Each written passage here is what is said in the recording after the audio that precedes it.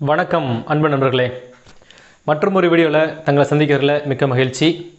வாங்க வீடியோக்குள்ளே போகலாம். இப்போ நம்ம பார்க்க போகிறது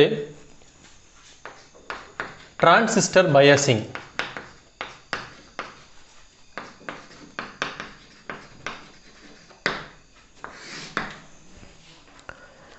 டிரான்சிஸ்டர் இந்த காம்பனண்ட் ஜென்ரலாக எதுக்காக யூஸ் பண்ணுறோம் அப்படின்னா ஆம்ப்ளிஃபிகேஷனுக்கு அப்படின்னு சொல்லிட்டு நம்ம நிறைய தடவை நம்மளுடைய லெக்சரில் சொல்லியிருக்கிறோம்.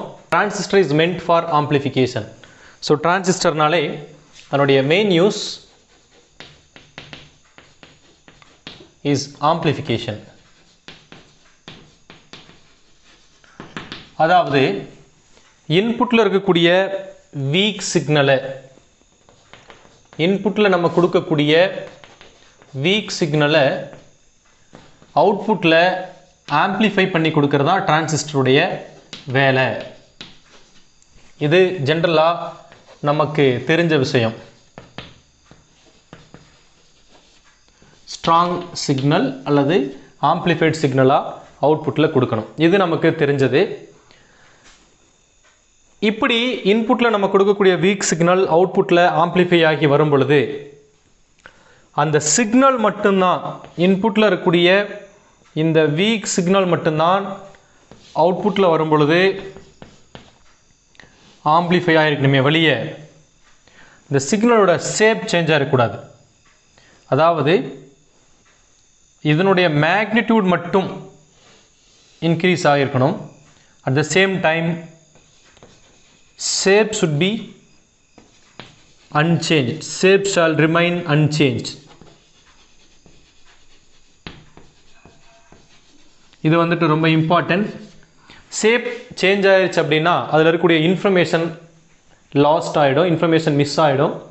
ஸோ அதனால நம்ம வீக் சிக்னலை அதனோட மேக்னிடியூடில் மட்டும் ஆம்ப்ளிஃபை பண்ணணும். Shape shouldn't be changed. அந்த மாதிரி amplifying a weak signal in terms of its magnitude and without altering, without changing its shape, அதுக்கு பேர் faithful amplification அப்படின்னு பேர். இந்த மாதிரி ஆம்ப்ளிஃபை பண்ணுற ப்ராசஸ்க்கு பேர் faithful amplification.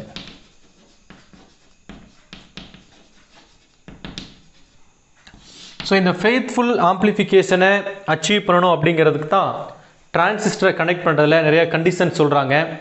அதில் ஒரு கண்டிஷன் தான் இன்புட் சர்க்கியூட், அதாவது பேஸ் எமிட்டர் ஜங்ஷன் கண்டிப்பாக சிக்னலுடைய எல்லா பார்ட்லேயுமே ஃபார்வர்ட் பயஸில் இருக்கணும் அப்படிங்கிறதும், அதே போல் அவுட்புட் சர்க்கியூட் அதாவது டிரான்சிஸ்டருடைய கலெக்டர் எமிட்டர் ஜங்ஷன் அது வந்துட்டு எப்போவுமே ரிவர்ஸ் பயஸில் இருக்கணும் அப்படிங்கிறதும் வலியுறுத்தப்படுது. ஸோ இதை என்ஷூர் பண்ணுறதுக்காக சில கண்டிஷன்ஸ் இம்போஸ் பண்ணுவாங்க, ரைட்? இந்த மாதிரி ஃபெய்த்ஃபுல் ஆம்ப்ளிஃபிகேஷன் வர்ற மாதிரி இன்புட் ஜங்ஷன் ஆல்வேஸ் ஃபார்வர்ட் பயஸ்லையும் அவுட்புட் ஜங்ஷன் ஆல்வேஸ் ரிவர்ஸ் பயஸ்லையும் நம்ம இருக்கிற மாதிரி என்ஷூர் பண்ணுறதுக்கு பேர் தான் பயாசிங் அப்படின்னு பேர். ஸோ பயாசிங் அந்த மாதிரி இருக்கிறதுக்கு ஃபெய்த்ஃபுல் ஆம்ப்ளிஃபிகேஷனை என்ஷூர் பண்ணுறதுக்கு சில கண்டிஷன்ஸ் இருக்குது. நான் ஏற்கனவே சொன்ன மாதிரி ஃபெய்த்ஃபுல் ஆம்ப்ளிஃபிகேஷன் அப்படிங்கிறது amplification of the weak signal in terms of its magnitude without altering its shape அப்படிங்கிறது தான் ஃபெய்த்ஃபுல் ஆம்ப்ளிஃபிகேஷன். ஸோ இந்த ஃபெய்த்ஃபுல் ஆம்ப்ளிஃபிகேஷன் அச்சீவ் பண்ணுறதுக்கான கண்டிஷன்ஸ் என்ன? What are the conditions? ஒரு 3 கண்டிஷன்ஸ் இருக்குது. Condition number 1, proper zero signal collector current.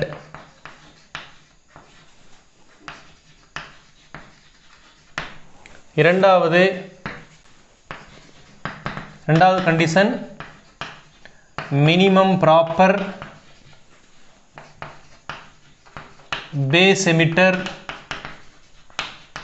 voltage at any instance.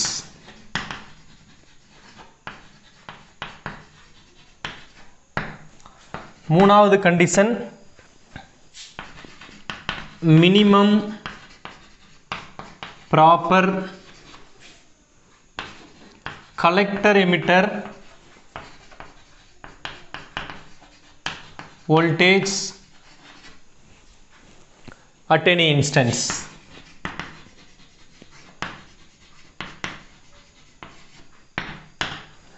So இதில் இந்த first ரெண்டு கண்டிஷன் எதை என்ஷூர் பண்ண அப்படின்னா இன்புட் ஜங்ஷனில் input சர்க்கியூட்டில்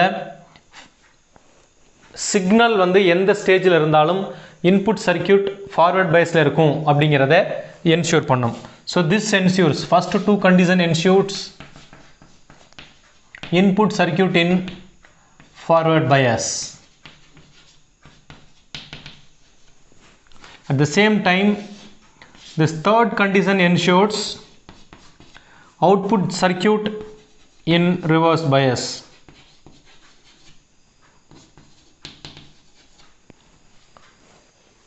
Right? So when we impose proper zero signal collector current and minimum proper base emitter voltage at any instance, இதை ரெண்டையும் நம்ம satisfy பண்ணிட்டோம்னா then the circuit will always be in forward bias for any signal voltages. Right? At the same time, if we could able to maintain a minimum proper collector emitter voltage at any instance, then the output circuit will be always in reverse bias for any signal level. So by satisfying these conditions, it further ensures that என்ன பண்ணோம் அப்படின்னா இந்த கண்டிஷன்ஸ்லாம் நம்ம ensure பண்ணுறதன் மூலியமா இந்த transfer characteristics I mean அந்த டிரான்சிஸ்டரோட கேரக்டரிஸ்டிக்ஸில் ஆக்டிவ் ரீஜியனில் டிரான்சிஸ்டர் ஃபங்க்ஷன் ஆகுது, அதாவது அவுட்புட் கேரக்டரிஸ்டிக்ஸ் கர்வில் வந்து பார்த்தீங்கன்னா நியூ வோல்டேஜுக்கு எபோவா at the same time break down வோல்டேஜுக்கு முன்னாடி சேச்சுரேஷன் அந்த ரீஜனில் அது ஃபங்க்ஷன் ஆகுது அப்படிங்கிறத இது ஆட்டோமேட்டிக்காக என்ஷூர் பண்ணிடும். So this is what the basics of biasing. So இந்த மாதிரி நம்ம சர்க்யூட்டை கனெக்ட் பண்ணுறதுக்கு பேர் தான் பயாசிங். ஸோ இந்த கண்டிஷன் வர்ற மாதிரி நம்ம ஒரு சர்க்யூட் கனெக்ஷன் மேக்கப் பண்ணணும். ஸோ அந்த மாதிரி சர்க்யூட் கனெக்ஷனை மேக்கப் பண்ணுறதுக்கு டிஃப்ரெண்ட் டைப்ஸ் ஆஃப் biasing இருக்கு. So methods of biasing,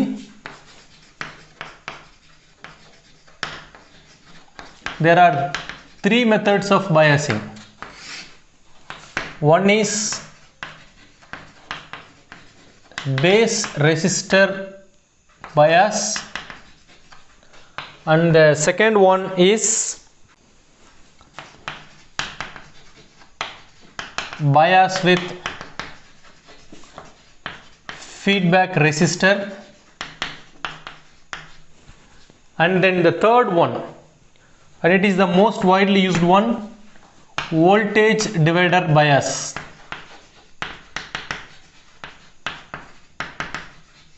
so நம்ம பேசின இந்த தியரி பேசிக் தியரியை சாட்டிஸ்ஃபை பண்ணுற மாதிரி நமக்கு இருக்கக்கூடிய methods of biasing, there are three types of methods of biasing: base resistor bias number 1, and bias with feedback resistor number 2, and voltage divider bias number 3. இதில் voltage divider bias is the circuit biasing that is widely used for circuit designing. So அப்படிங்கிறதுனால voltage divider bias நிறையா use பண்ணுறாங்க, வைடராக use பண்ணுறாங்க. அப்படிங்கிறதுனால நம்ம voltage divider bias பற்றி பார்க்கலாம். So இதுக்கு ஃபஸ்ட்டு நம்ம இந்த சர்க்யூட்டை வரைஞ்சிடலாம், வோல்டேஜ் டிவைடர் பயாஸ்க்கான சர்க்யூட்டை, தென் we can discuss. Collector emitter,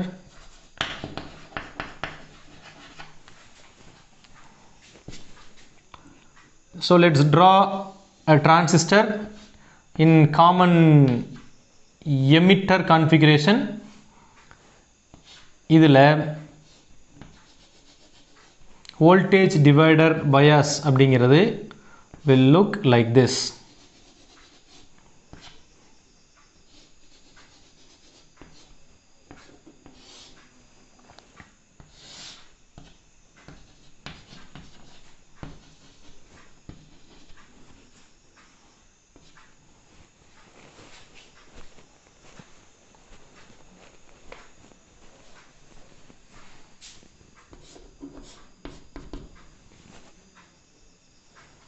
So this is how voltage divider bias will look like, and this is collector resistance RC, and this is denoted by R1, in the resistance pair R2, இது emitter resistance RE. இப்போ இங்கே வந்துட்டு current direction பார்த்தோம்னா ஏற்கனவே இந்த junction வச்சு போடணும்னு சொல்லியிருக்கிறோம். ஸோ தட் அப்படி போடும்பொழுது இது IE downward direction இருக்கும். IE downward direction இருக்குன்னா இங்கே IB inward direction இருக்கும். Then இங்கே IC also on inward direction. IC also on inward direction, and this side it goes so in the direction. Okay, and இதுக்கு இடையில் இருக்கக்கூடிய voltage பேஸ்க்கும் எமிட்டருக்கு இடையில் இருக்கக்கூடிய voltage, this is base, this is emitter, and this is collector, so it is nothing but VBE. Okay, and இந்த இடத்துல இந்த resistance கடையில் measure பண்ணால் நமக்கு கிடைக்கக்கூடியது emitter voltage. Then if we measure and if we measure voltage between emitter and collector, then this is VCE. Okay, so this is the circuit connection for voltage divider bias. So இதில் என்ன principal, இது என்ன பிரின்சிபலில் function ஆகுது அப்படின்னு பார்த்தோம்னா, இங்கே required IB, அதாவது base current is drawn from the collector voltage. So base current is drawn from the collector voltage. As base current is drawn, consequently there is a collector current flow that will create it under zero signal conditions. Under zero signal conditions, when there is no signal, IB is drawn from VCC and hence IC is started to flow. So that is the principle, right? So required IB and hence the IC obtained from the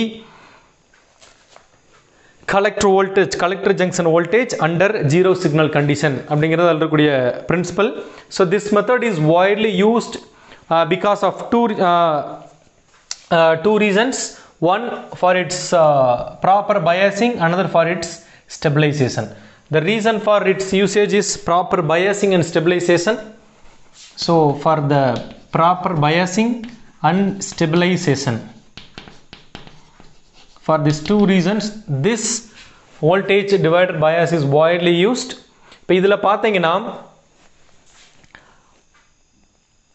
voltage divider எங்கிருந்து வரும்னு கேட்டிங்கன்னா, வரக்கூடிய VCC வோல்டேஜை R1 R2, so R1 R2 வந்து voltage டிவைடராக இங்கே act ஆகுது. அப்படிங்கிறனால voltage டிவிஷனுங்கிறது will be created because of these two resistance R1 and R2. Voltage stabilization will be done by this emitter resistance. Voltage stabilization is done by the emitter resistance, right? So either ரெண்டும், the resistors R1 R2 will be the responsible for bias. So biasக்காக நான் responsible resistor R1 and R2. For stabilization the resistor RE is responsible. So right here voltage division comes from the resistances R1 and R2. இந்த இதில் பார்த்தோம்னா there is this voltage VBE. This VBE is the voltage that always makes the forward or input this input circuit or input junction BE, base emitter junction in forward biased, அந்த கண்டிஷனை அது satisfy பண்ணும். இது always forward biasல இருக்கும்போது when there is no signal, then இந்த VCCனால ஒரு IB create ஆகும், அந்த IBனால IC will exist under zero signal conditions. அப்படிங்கிறது அதில் important thing. இதில் advantages என்ன அப்படின்னு பார்த்தீங்கன்னா, சிங்கிள் சப்ளையை யூஸ் பண்ணி, சிங்கிள் சப்ளையை ஃபார்வர்ட் இன்புட் ஜங்ஷனுக்கும் அவுட்புட் ஜங்ஷனுக்கும் DC சப்ளை சோர்ஸாக ஆக்ட் ஆகும். This is the simple circuit configuration for the voltage divider bias. டிரான்சிஸ்டரை பொறுத்த வரைக்கும் டிரான்சிஸ்டர் ஆம்பிளிஃபிகேஷனுக்காக பயன்படுத்துகிறோம் அப்படின்னு நம்ம தொடர்ந்து பேசிகிட்டே இருக்கிறோம். But why we need amplification? Why we need amplification? Why we need amplification? Amplification எதுக்கு தேவை? இப்போது நீங்கள் ஒரு கேஸ் எடுத்துக்கோங்களேன். எஃப்எம் ஸ்டேஷன் அல்லது ரேடியோ ஸ்டேஷன் இருக்குது. எங்கோ டிஸ்டன்ஸ் பார்க்கில் இருந்து அந்த ரேடியோ சிக்னலை ப்ராட்காஸ்ட் பண்ணுறாங்க. நம்ம வீட்டில் இருக்கக்கூடிய டிரான்சிஸ்டர் ரேடியோ செட் அதை ரிசீவ் பண்ணுறது ஆண்டனா வழியாக. ரிசீவ் பண்ணும்பொழுது அந்த சிக்னல் ரொம்ப வெரி மைக்ரோ லெவலில் மில்லி வோல்ட் லெவலில் தான் இருக்கும். அந்த சிக்னலில் ஸ்பீக்கரில் லவுடராக நம்ம கேட்குற அளவுக்கு ஆம்ப்ளிஃபை பண்ணணும் அப்படின்னா few thousand times, few million times நம்ம ஆம்ப்ளிஃபை பண்ண வேண்டியிருக்கும். ஸோ அப்போ அந்த இடத்துல வெரி வெரி வெரி வீக் சிக்னலை லவுடர் சிக்னலாக நம்ம ஆம்ப்ளிஃபை பண்ண வேண்டியிருக்கு. அட் த சேம் டைம் நீங்கள் இன்னொரு கேஸ் யூஸ் பாருங்கள். ஹாஸ்பிட்டல் போகிறோம், நமக்கு அங்கங்கே வந்து பார்த்தீங்கன்னா நாப்ஸ் வைப்பாங்க, எலக்ட்ரிக்கல் கலெக்டர் பாயிண்ட்ஸ் வைப்பாங்க. வச்சுட்டு இசிஜியோ அல்லது இஇஜி எடுக்கும் பொழுது நம்மளுடைய பாடியிலேருந்து வரக்கூடிய பயாலஜிக்கல் சிக்னல்ஸ் எல்லாம் பார்த்தீங்கன்னா வெரி வெரி மைக்ரோ லெவலில், நேனோ லெவலில் தான் சிக்னல்ஸ் இருக்கும். ஸோ அந்த சிக்னல்ஸை ஆம்ப்ளிஃபை பண்ணி அதை வந்து ஒரு இன்ஸ்ட்ருமெண்ட்டில் ட்ரேஸ் பண்ணுற அளவுக்கு, ஒரு கிராஃப் வரைகிற அளவுக்கோ, இல்லை ஒரு ஸ்பீக்கரில் அந்த சவுண்டை, ஹார்ட் பீட்டை, ரிதமை கேட்குற அளவுக்கோ அந்த சவுண்டை வந்து நமக்கு ப்ரொடியூஸ் பண்ணணும் அப்படின்னா நம்மளுடைய பயாலஜிக்கல் சிக்னலை கேட்ச் பண்ணி அதை ஆம்ப்ளிஃபை பண்ணணும். ஸோ இந்த மாதிரி பல இடங்களில் ஆம்ப்ளிஃபிகேஷன் அப்படிங்கிறது மேண்டேட்டாக தேவைப்படுது. So wherever you think electronic circuit, ஒரு எலக்ட்ரானிக் சர்க்கிட் அப்படின்னு நம்ம எடுத்துக்கிட்டோம் அப்படின்னா when the audio signal is involving, அந்த சர்க்கிட்டில் நம்ம ஆடியோ சிக்னலை டீல் பண்ணுறோம் அப்படின்னா கண்டிப்பாக அங்கே ஆம்ப்ளிஃபிகேஷன் ஸ்டேஜ் அப்படிங்கிற ஒன்று நிச்சயம் இருக்கும். ஆம்ப்ளிஃபிகேஷன் ஸ்டேஜோட தேவை அப்படிங்கிறது ஸோ இன்டிஸ்பென்சபிள், அதாவது தவிர்க்க முடியாதது அப்படிங்கிறனால ஸோ ஆம்ப்ளிஃபிகேஷனை பற்றி நம்ம கண்டிப்பாக தெரிஞ்சு கொண்டே ஆக வேண்டும். ரைட், ஏற்கனவே நம்ம வந்து ஒரு டிரான்சிஸ்டர் எப்படி ஆம்ப்ளிஃபை பண்ணுது அப்படின்னு பார்த்துருக்கோம். லெட் அஸ் ரீகால் அகெயின், ஒரு டிரான்சிஸ்டர் எப்படி ஆம்ப்ளிஃபை பண்ணும் அப்படிங்கிறத let me demonstrate again. So நம்ம கொஞ்ச நேரத்துக்கு முன்னாடி பார்த்த வோல்டேஜ் டிவைடர் பயாஸ் சர்க்யூட்டே எடுத்துக்கலாம். வோல்டேஜ் டிவைடர் பயாஸ் சர்க்யூட்க்கு ஒரு காமன் எமிட்டர் டிரான்சிஸ்டர் நமக்கு தேவை. அந்த காமன் எமிட்டர் டிரான்சிஸ்டரில் நமக்கு மொத்தமாக 4 ரெசிஸ்டர்ஸ் இருக்கும். அதில் எமிட்டர் ரெசிஸ்டர் R2, R1 இது இன்புட் சைடு, தென் இங்கே கலெக்டர் சைடு ஒரு ரெசிஸ்டன்ஸ் இருக்கும். ஸோ இது VCC. இப்போது இந்த இடத்துல நம்ம அவுட்புட் எடுக்கலாம், சிக்னல் அவுட்புட் எடுக்கலாம், அதாவது ரெசிஸ்டர் RCக்கு அக்ராஸா. இப்போது இங்கே R2 ரெசிஸ்டன்ஸ், அதாவது பேஸ்க்கும் எமிட்டருக்கும் இடையில இருக்கக்கூடிய இன்புட்டை டீல் பண்ணக்கூடிய resistance R2, input resistance. So this resistance will responsible for the input voltage VBE. இந்த ரெசிஸ்டன்ஸில் நம்ம வந்து 0.1 வோல்ட் சிக்னல் நம்ம அப்ளை பண்ணுறோம் அப்படின்னு அசியூம் பண்ணிக்கலாம். ஸோ தட் இன்புட் அப்படிங்கிறது 0.1 வோல்ட். நம்ம என்ன பார்த்துருக்கோம் அப்படின்னா இங்கே அவுட்புட் கரண்ட்டை பொறுத்த வரைக்கும் அவுட்புட் கரண்ட் அப்படிங்கிறது RCன்னு பார்த்துருக்குறோம். அவுட்புட் கரண்ட் அப்படிங்கிறது IC, which is nothing but beta times IB. Why? Because beta equal to IC by IB, that is delta IC by delta IB, base current amplification factor அப்படிங்கிறத முந்தின வீடியோவில் பார்த்தோம். So அந்த அடிப்படையில் IC equal to beta times IB. So அப்படி பார்த்தோம்னா very small input current கூட very large output கரண்ட்டை ப்ரொடியூஸ் பண்ணும். பிகாஸ் பீட்டா வந்துட்டு 220 to 500 வரைக்கும் இருக்கும் அப்படின்னு நம்ம சொல்லியிருக்கோம். அந்த அடிப்படையில் நம்ம இன்புட்டில் 0.1 வோல்ட் கொடுக்கறது அவுட்புட்டில் நம்மளுக்கு 2 மில்லி ஆம்பியர் அவுட்புட் ஜென்ரேட் பண்ணுது அப்படின்னு அசியூம் பண்ணுவோம். So output 2 milli ampere current வருது அப்படின்னு வச்சுட்டோம்னா assuming that RC equal to 5 kilo ohms collector resistor அப்படினால் நமக்கு கலெக்டர் வோல்டேஜ் என்னவா இருக்குன்னு பார்த்தோம்னா VC equal to IC multiplied by RC, IC 2 milli ampere, into RC 5 kilo ohms, million kilo cancel out, so that 10 volt. So இப்போ நம்ம கொடுத்த input அப்படிங்கிறது 0.1 volt, output அப்படிங்கிறது 10 volt. So that stage amplification அப்படிங்கிறது 100 times. Stage amplification 100 times. 0.1 volt அப்படிங்கிறது 10 வோல்ட்டாக அவுட்புட்டில் வருது அப்படிங்கிறது இட்ஸ் 100 டைம்ஸ் ஆம்பிளிஃபிகேஷன். ஸோ அப்போது இந்த வகையில் ஆம்பிளிஃபிகேஷன் நடக்குது அப்படின்ற பொழுது ஒரு ஆம்பிளிஃபையர் சர்க்யூட்டை நம்ம ரொம்ப கேர்ஃபுல்லாக டிசைன் பண்ண வேண்டியது அவசியம். ஸோ அந்த மாதிரி ஆம்பிளிஃபையர் சர்க்யூட்டை டிசைன் பண்ணும் பொழுது single stage amplifier, multi stage amplifier அப்படின்லாம் இருக்குது. சிங்கிள் ஸ்டேஜ் ஆம்பிளிஃபையர் அப்படின்னா, ஸோ நம்ம ஆம்பிளிஃபையரில் single stage amplifier, multi stage amplifier இப்படி வகைப்படுத்தலாம். இதில் சிங்கிள் ஸ்டேஜ் ஆம்பிளிஃபையர் அப்படிங்கிறதுல ஒரு transistor, then biasing circuits,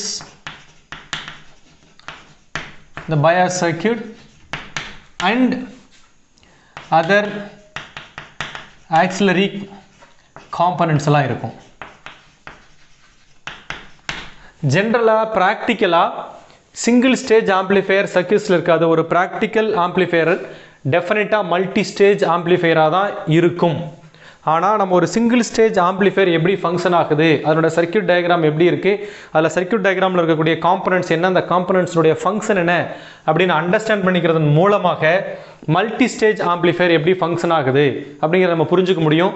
multi stage ஆம்பிளிஃபையருங்கிறது stacking of n number of single stage amplifier with some auxiliary components அப்படிங்கிற ஒரு அடிப்படையில் இருக்கும். அப்படிங்கிறதுனால ஸோ நம்ம சிங்கிள் ஸ்டேஜ் ஆம்பிளிஃபையரை கொஞ்சம் டீட்டெயிலாக அண்டர்ஸ்டாண்ட் பண்ணிக்க வேண்டியிருக்கு.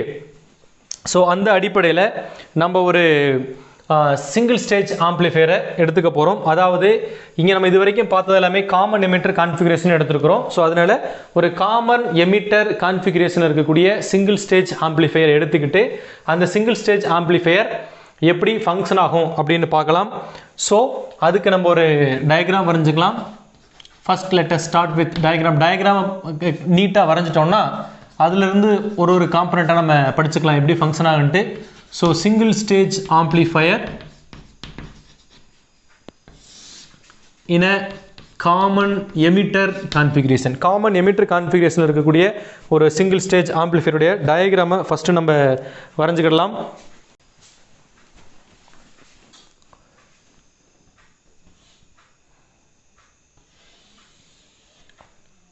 காமன் எமிட்டர் கான்ஃபிகரேஷன் நம்ம எடுத்துக்கிறோம். ஸோ இதில் எமிட்டரில் ஒரு ரெசிஸ்டர் இருக்கும், அதே போல் எமிட்டர் சைடில் ஒரு கெப்பாசிட்டரும் இருக்கும். தென் இங்கே ஒரு வோல்டேஜ் டிவைடர் இருக்குது. ஸோ வோல்டேஜ் டிவைடரில் 2 ரெசிஸ்டர் இருக்கும்.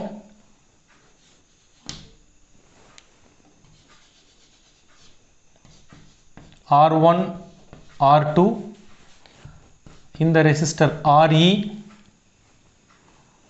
இந்த கெப்பாசிட்டருக்கு பேர் CE. தென் கலெக்டருக்கு ஒரு ரெசிஸ்டர் இருக்கும், கலெக்டர்லேருந்து ஒரு கெப்பாசிட்டர் இருக்கும். இந்த கெப்பாசிட்டருக்கு பேர் RC. தென் இங்கே இன்புட் ஸ்டேஜில் ஒரு கெப்பாசிட்டர் இருக்கும், இதுக்கு பேர் C input you can say. Then இங்கே இன்புட் சிக்னல். இந்த மொத்தத்தையும் கனெக்ட் பண்ணி கிரவுண்ட் பண்ணிடலாம். ஸோ இங்கே கனெக்ஷன்ஸ் இருக்குது, இங்கே கனெக்ஷன் இருக்குது, இங்கே கனெக்ஷன் இருக்குது, இங்கேயும் கனெக்ஷன்ஸ் இருக்குது, இங்கேயும் connections shorted. So this is also shorted VCC, right. So இங்கே உள்ளே போகிற கரண்ட் IB, இதில் இங்கே IE, இந்த இடத்துல IE. இது ரெண்டுக்கும் என்ன டிஃப்ரென்ஸ் அப்படிங்கிறத இந்த மொமெண்ட் நம்ம பார்க்க போகிறோம். இங்கே உள்ள வர கரண்ட் IC.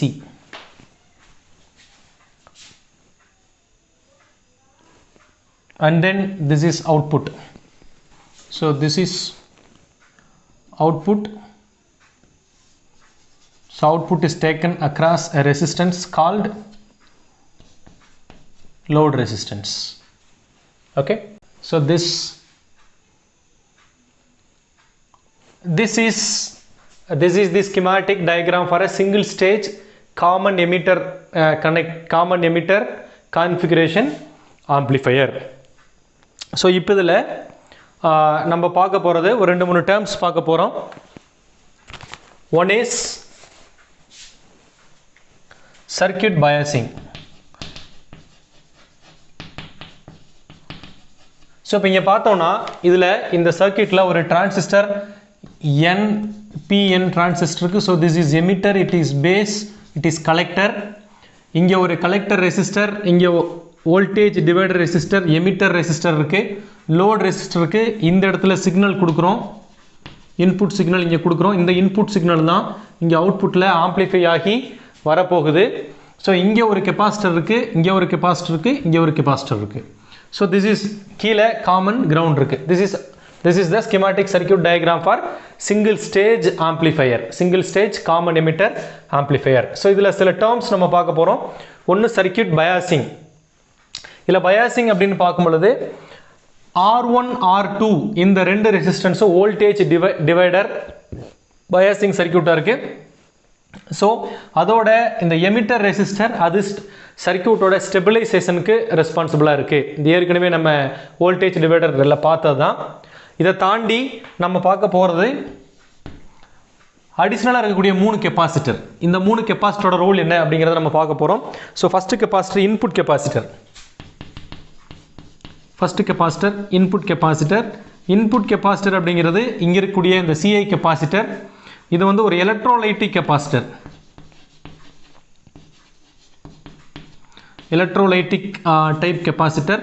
இந்த கெப்பாசிட்டரோட ரேஞ்ச் வந்து பார்த்தீங்கன்னா 10 மைக்ரோஃபாரட் இருக்கும்.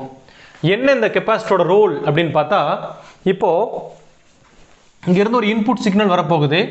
இந்த இன்புட் சிக்னல் இங்கே இருக்கக்கூடிய இன்புட் ரெசிஸ்டன்ஸ் R2க்கு பேரலாக இருக்குது. ஸோ இப்போ இந்த கெப்பாசிட்டர் இல்லை அப்படின்னா இங்கே இருக்கக்கூடிய இன்புட் சிக்னல் இருக்கக்கூடிய இன்புட் ரெசிஸ்டன்ஸும் இந்த சிக்னல் ரெசிஸ்டன்ஸும் இன்புட் ரெசிஸ்டன்ஸ் R2 பேரலாக வந்துருச்சு அப்படின்னா இந்த biasing condition, circuit biasing affect ஆகும். ஸோ அப்போது இங்கே இருக்க ஒரு கெப்பாசிட்டர் ஆட் பண்ணுறது மூலியமா கெப்பாசிட்டருடைய ஃபங்க்ஷன் என்ன அப்படின்னு பார்த்தீங்கன்னா, கெப்பாசிட்டர் வந்துட்டு எப்படி ஆக்ட் ஆகும்னா, இது வந்து க்ளோஸ்டு சர்க்யூட், க்ளோஸ்டு ஃபார் ஏசிக்கும், it will act as a open circuit for DC. Capacitor அதன் வழியாக ஏசி அலோவ் பண்ணும், டிசியை ப்ரிவென்ட் பண்ணும். ஏசிக்கு it will offer 0 resistance, டிசிக்கு it will offer infinite resistance. அதாவது டிசி சிக்னல் இது வழியாக ஃப்ளோ ஆகும்போது இந்த இடத்துல வந்து ஓப்பன் சர்க்யூட் மாதிரி, நோ கனெக்ஷன் மாதிரி, ஏசி ஃப்ளோ ஆகும்போது ஷார்ட்டட் மாதிரி ஆக்ட் ஆகும். அப்படிங்கிற போது இங்கிருந்து சிக்னல் இந்த டைரெக்ஷனில் உள்ளே போகலாம். ஆனால் இந்த பக்கம் இருந்து பயாசிங்கில் வரக்கூடிய டிசி இங்கிட்டு வர முடியாது, பிளாக் பண்ணிடும். அதுதான் இன்புட் கெப்பாசிட்டருடைய வேலை. மூணாவது emitter bypass capacitor. Emitter bypass capacitor இதுவும் electrolyte capacitor of again 10 microfarad range தான். இந்த கெப்பாசிட்டருடைய வேலை என்ன அப்படின்னு பார்த்தோம்னா, இங்கே வரக்கூடிய எமிட்டரில் இருக்கக்கூடிய ஆம்ப்ளிஃபைட் சிக்னல் வரக்கூடிய சிக்னல் எமிட்டர் ரெசிஸ்டர் வழியாக ஃப்ளோ ஆச்சுன்னா அங்கே ஒரு ரெசிஸ்டிவ் பாத் கிரியேட் ஆகிடுது. ஸோ அதில் வரக்கூடிய ஏசி சிக்னல் இங்கே அட்டுனேட் ஆகிறதுக்கு, அதனுடைய சிக்னலுடைய லெவல் குறையிறதுக்கு சான்சஸ் இருக்குது. அப்போ என்ன ஆகும்னு பார்த்தீங்கன்னா, இங்கே ஒரு கெப்பாசிட்டர் போட்டோம்னா ஏசி சிக்னலுக்கு எமிட்டர் வழியாக வர்ற ஏசி சிக்னல் காம்பனண்ட்க்கு இந்த capacitor CE capacitor low resistance பார்த்தா ஆக்ட் ஆகும். இதுக்கு ஷார்ட் சர்க்யூட்னு இந்த வழி ஏசி மட்டும் ஃப்ளோ ஆயிரும். அட் த சேம் டைம் இங்கே கெப்பாசிட்டர் இருக்கிறதுனால டிசிக்கு அது ஹை ரெசிஸ்டன்ஸ் பார்த்தாயிடும். ஸோ டிசி இந்த ரெசிஸ்டர் வழியாக ஆஸ் யூஸ்வல் ஃப்ளோ ஆகும். ஸோ இங்கே இருக்கக்கூடிய இந்த எமிட்டர் பைபாஸ் கெப்பாசிட்டரோட வேலை அந்த எமிட்டர் கரண்ட்டை எமிட்டர் ரெசிஸ்டர் வழியாக போகாமல் பைபாஸ் பண்ணி விடுறது தான் அதனுடைய வேலை. நாலாவது கப்ளிங் கெப்பாசிட்டர்.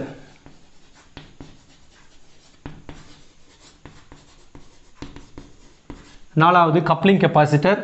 இது 100 மைக்ரோஃபாரட் இங்கே கனெக்ட் பண்ணியிருப்பாங்க ஆர்சி. இந்த கெப்பாசிட்டர் எதுக்காக அப்படின்னா இப்போது இங்கிருந்து அவுட்புட் சிக்னல் ஆம்பிளிஃபைட் அவுட்புட் சிக்னலை அடுத்த ஸ்டேஜுக்கு கனெக்ட் பண்ணும் பொழுது இந்த கெப்பாசிட்டர் இல்லாமல் இருந்துச்சுன்னா அடுத்த ஸ்டேஜோட இன்புட் இருக்கு இல்லைங்களா, அடுத்த ஸ்டேஜோட இன்புட்டும் இதுவும் இங்கே இருக்கக்கூடிய இந்த கலெக்டர் ரெசிஸ்டரும் பேரலல் ஆகிடும். ஸோ அப்போது அங்கே ப்ராப்பரான இன்புட் நம்ம கொடுக்க முடியாது. ஸோ அதே மாதிரி ரிவர்ஸ் அங்கிருந்து வரக்கூடிய அடுத்த ஸ்டேஜிலிருந்து வரக்கூடிய பயாசிங் வோல்டேஜ் வந்து ரிவர்ஸில் இந்த ஸ்டேஜ் ஆம்பிளிஃபையரை அஃபெக்ட் பண்ணும்.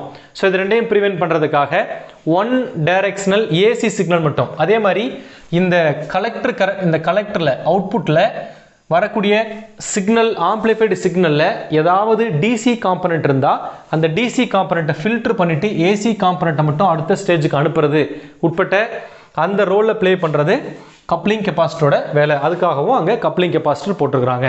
ஸோ இதுதான் வந்துட்டு இந்த சர்க்யூட்டில் இருக்கக்கூடிய சிங்கிள் ஸ்டேஜ் ஆம்பிளிஃபையரில் இருக்கக்கூடிய டிஃப்ரெண்ட் காம்பனண்ட்ஸோடைய ரோல். இப்போ இதில் 2-3 கரண்ட் நம்ம டிஃபைன் பண்ண போகிறோம். ஒன்று வந்து பேஸ் கரண்ட் ஐபி. இங்கே இருக்கக்கூடிய ஐபி பேஸ் கரண்ட். இதில் பேஸ் கரண்ட். இப்போது இந்த பேஸ் கரண்ட் அப்படிங்கிறது சிக்னல் இல்லைன்னு வச்சுக்கோங்களேன். சிக்னல் இல்லை அப்படின்னா என்ன இருக்கும் அப்படின்னு பார்த்தீங்கன்னா இந்த சப்ளை வோல்டேஜால் வரக்கூடிய input current I capital B அந்த base current DC component of the base current மட்டும் இருக்கும். தென் நம்ம சிக்னலை ஆட் பண்ணுறோம் அப்படின்னா அங்கிருந்து வரக்கூடிய ஐபி சிக்னல்லேருந்து வரக்கூடிய பேஸ் கரண்ட் ஒன்று இருக்கும். இது ரெண்டையும் சேர்த்தோம்னா வரக்கூடிய டோட்டல் தான் வந்து இங்கே base current. So that IB. So இந்த ஐபி அப்படிங்கிறது it's a summation of I capital B plus small I small B, right? So இதில் 2 இருக்குது. இது வந்துட்டு DC component. This is DC component, this is AC component. அதே மாதிரி இங்கே emitter கரண்ட்லேயும் நம்ம we can define 2 things. IE அப்படிங்கிறது இங்கே சிக்னல் இல்லைன்னா டிசி காம்பனண்ட்டால் வரக்கூடிய எமிட்டர் கரண்ட் IE. இந்த சிக்னல் வரும் பொழுது வரக்கூடிய ஏசி காம்பனண்ட்டால் வரக்கூடிய கரண்ட் IE, ஸ்மால் IE. இதில் நோட்டீஸ் பண்ணக்கூடிய ஒரு பாயிண்ட் என்னன்னு பார்த்தீங்கன்னா இந்த இடத்துல IE அப்படிங்கிறது sum of IE plus IE DC component and AC component. ஆனால் அது ஃப்ளோ ஆகும்போது எமிட்டர் ரெசிஸ்டர் வழியாக ஃப்ளோ ஆகக்கூடிய கரண்ட் IE ஆகவும் அதே மாதிரி எமிட்டர் கெப்பாசிட்டர் வழியாக ஃப்ளோ ஆகக்கூடியது இந்த IE ஏசி காம்பனண்ட் ஆகும். டிசி காம்பனண்ட் RE வழியாகவும் ஏசி காம்பனண்ட் CE வழியாகவும் ஃப்ளோ ஆகிடும். For the above set reasons. முன்னாடி அதுக்கான ரீசன் சொல்லிட்டேன். இது this is about emitter current. Third one வந்து பார்த்தீங்கன்னா collector current. Collector current third one is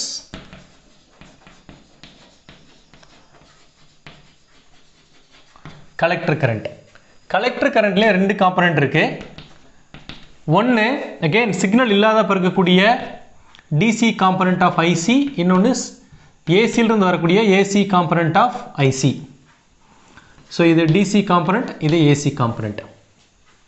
இப்போ டிசி காம்பனண்ட்டை பொறுத்த வரைக்கும் இந்த IC அப்படிங்கிற it is nothing but beta times IB, right? IC அப்படிங்கிறது beta times IB. So this is இது என்னது ஆக்சுவலாக இது 0 சிக்னல் கலெக்டர் கரண்ட். இதே ஸ்மால் ஐசிங்கிறது beta times small ib. This is the collector current due to signal. Collector current due to signal. அப்போ இந்த IC அப்படிங்கிறது எப்படி எழுதலாம் அப்படின்னா beta times IB plus IB இப்படி எழுதலாம். Right? So this is about three different types of currents. So currents என்ன எப்படி இருக்கும் அப்படிங்கிறத when the signal is present, when the signal is not present, so on sum பண்ணும்போது இந்த மாதிரி இருக்கும். So இது single stage amplifierல base current, emitter current and collector current பத்தின விஷயம்.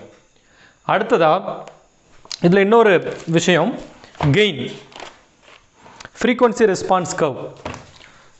இங்கே இந்த சிக்னல் வந்து ஜீரோலேருந்து இன்க்ரீஸ் பண்ணிக்கிட்டே போகும்பொழுது, சிக்னலை நம்ம ஜீரோலேருந்து இன்க்ரீஸ் பண்ணிகிட்டே போகும்பொழுது இதில் ஆம்ப்ளிஃபிகேஷன் எப்படி இருக்கும்? கெயின் அப்படிங்கிறது அவுட்புட் டு இன்புட் ரேஷியோ எந்த மாதிரி எல்லா ஃப்ரீக்வன்சிக்கும் same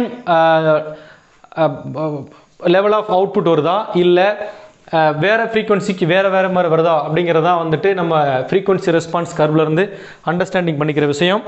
so frequency response curve, frequency response curve.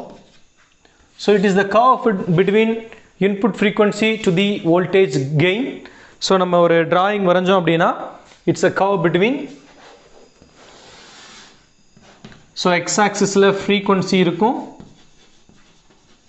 in terms of hertz, y axis ல voltage gain. So voltage gain has no unit. So when you draw this, it will be looking like this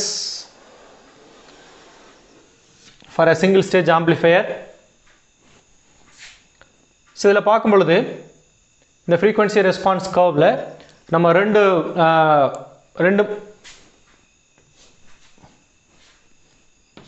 மூணு divisions போடுறோம்.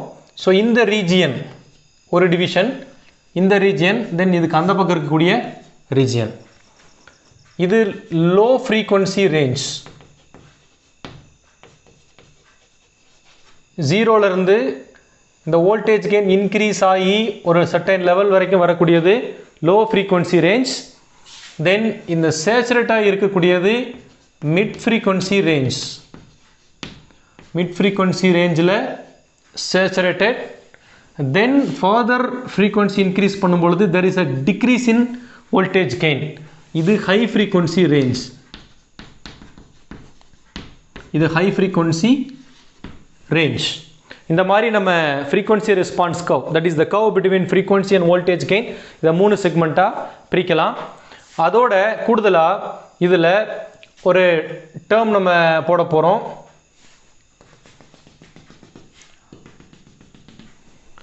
One is F1, another one in the point F2. So F1 அப்படிங்கிறது lower cutoff frequency.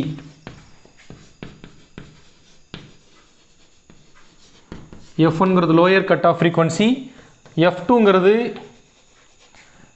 higher or upper cutoff frequency.